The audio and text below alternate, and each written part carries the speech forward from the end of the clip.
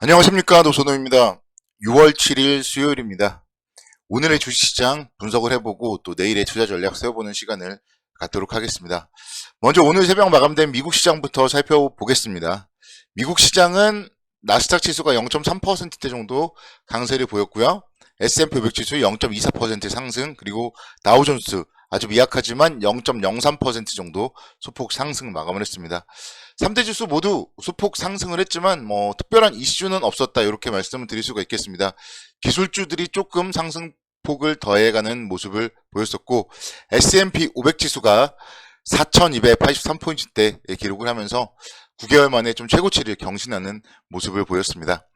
세계은행에서 올해의 경제 성장률을요, 1월 전망치보다 0.4% 상승한 2.1% 정도로 전망했다는 소식이 좀 호재로서 작용을 했었고, 은행주들이 강세를 보이는 모습 보였습니다. 국내 주식 시장은 오늘 이제 미국 시장 상승 영향으로 나름대로는 강보합 출발했습니다.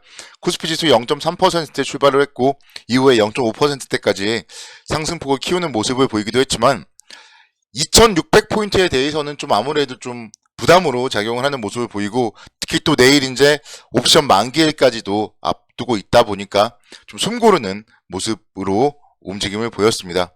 수급적으로 살펴본다면은 외국인들이 오늘도 400억 정도 순매도를 하면서 지금 2거래일 연속 좀 소폭이나마 순매도를 하고 있어서 외국인들의 동향을 좀 체크를 해봐야 될 것 같아요. 외국인들이 아직까지 매도는 좀 크게 의미는 없겠지만, 그래도 외국인들의 매수세로 전환이 되느냐, 아니면 여기서 1000억 원대 이상 매도가 나오느냐, 이런 부분들이 좀 투자에 있어서는 상당히 좀 중요한 포인트가 되지 않을까 보고 있고, 다행스러운 거는 그래도 기관이 좀 적극적으로 매수를 해주고 있는 모습이에요. 그리고 어쨌든 결과적으로 지수는 지금 3거래일 연속으로 상승을 하고 있고, 그 구간에서 기관들은 3거래일 연속으로 공격적인 좀 매수를 해줬다, 그렇게 본다면은 기관의 매수세도 계속적으로 좀 주목을 해보고 체크를 해봐야 된다, 이렇게 말씀을 드릴 수 있겠습니다.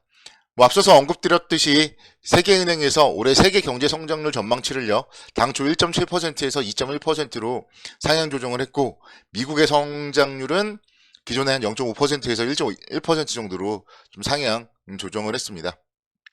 일단 시장은 지금 내일 국내 옵션 만기일도 있지만, 또 미국 시장에서 13일과 14일로 예정된 FOMC 회의도 앞두고 있습니다. 그래서 FOMC 회의를 일주일 정도 앞두고 있기 때문에 연준 의원들은 이제 관련 발언을 못하는 블랙아웃 기간에 돌입을 했고요. 그렇기 때문에 아무래도 금리 인상에 대해서 여러 전망들은 나오고 있지만 좀 전망은 엇갈리는 그런 모습입니다.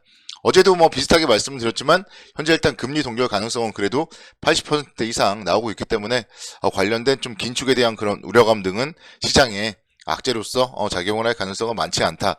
그런 부분들을 감안해봤을 때 시장에 대해서는 2600선 돌파 이후에 좀 숨고르기를 하고 있지만, 그래도 너무 걱정할 필요는 없다, 이렇게 말씀을 드릴 수가 있겠습니다. 그렇기 때문에 시장에 대해서는 걱정할 필요가 없고, 종목들의 움직임이 상당히 중요하다, 이렇게 설명을 드릴 수가 있겠습니다. 오늘 보면요, 외국인들의 좀 매도가 삼성전자, SK하이닉스 이런 좀 반도체 대표주 쪽에 집중이 되었습니다.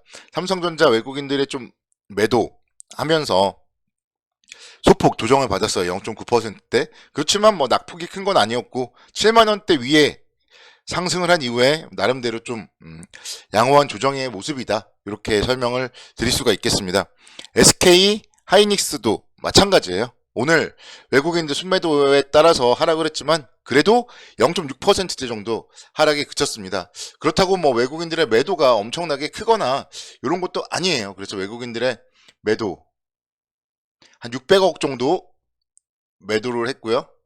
삼성전자도 마찬가지 한 800억 정도 매도를 했기 때문에 종목에 대해서 그동안 정말 공격적인 순매수를 했던 거를 감안을 해본다면 외국인들의 매도세도 걱정할 필요는 없겠다. 그래서 이 반도체 관련주들은 어쨌든 좀 숨을 고르고 나서 움직일 가능성이 높다, 이렇게 설명을 드릴 수가 있겠고, 대신에 이제 2차 전지 관련주들이 또 움직이고 있습니다. 제가 SK 이노베이션 같은 경우를 지난주에 제가 일요일날 관심 종목으로 말씀을 드렸었는데요. 이번 말고 그 전에 말씀을 드렸죠. 그리고 나서 계속적으로 좀 상승 추세를 이어나가고 있는 모습입니다. 그래서 2차 전지 관련된 모습도 있고, 그리고 국제 유가도 나름대로 좀 바닥권이다. 그렇기 때문에 SK이노베이션 한번 뭐 주목해보자. 이렇게 설명을 드렸었는데요.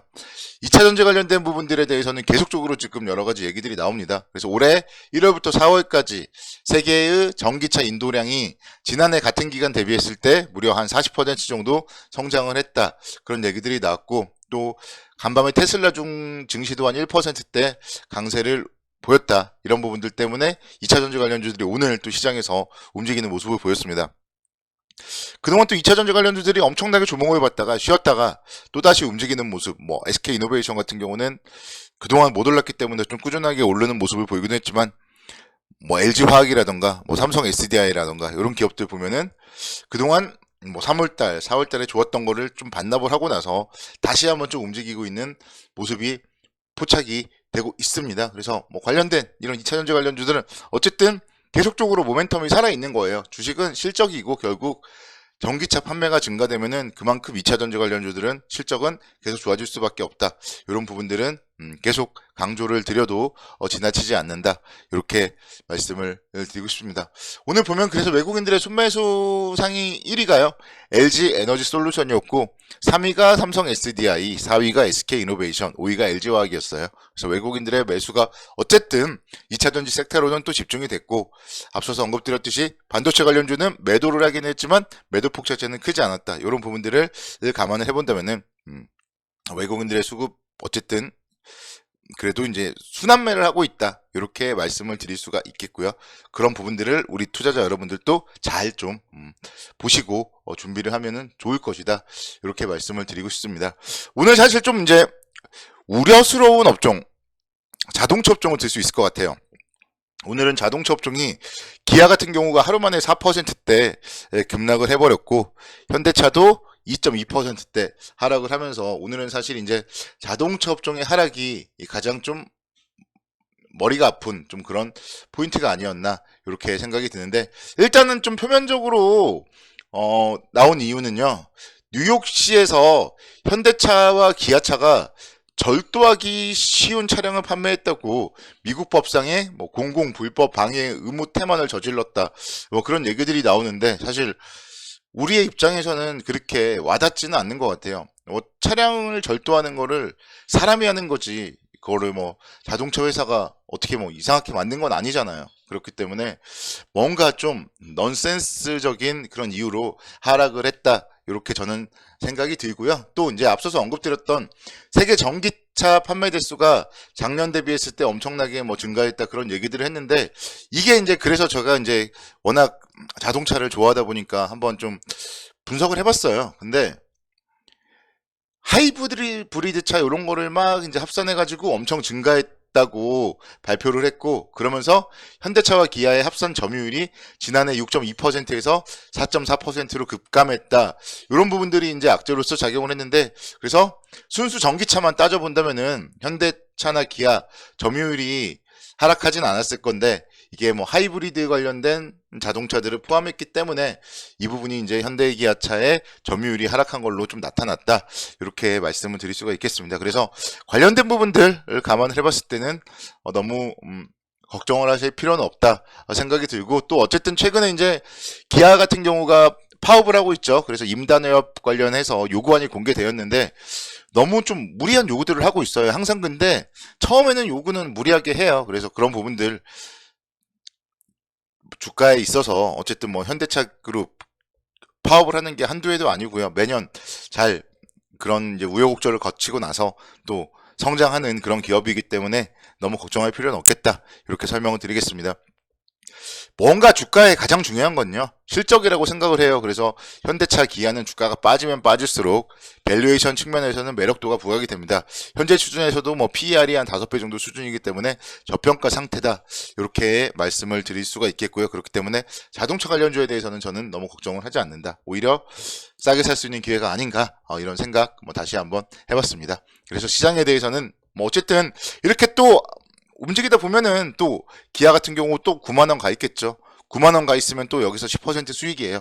그런 부분들을 여러분들이 잘 생각을 하시면서 너무 걱정하지 말고 시장, 어쨌든 긍정적 관점으로 접근을 해야지 된다. 이렇게 말씀을 드리겠습니다. 시장에 대해서는 아직까지 개인 투자자들이 흥분하지 않았기 때문에 더 갈 수 있다. 그런 얘기도 다시 한번 드리고 싶습니다. 내일도 성호 투자를 기원하겠습니다.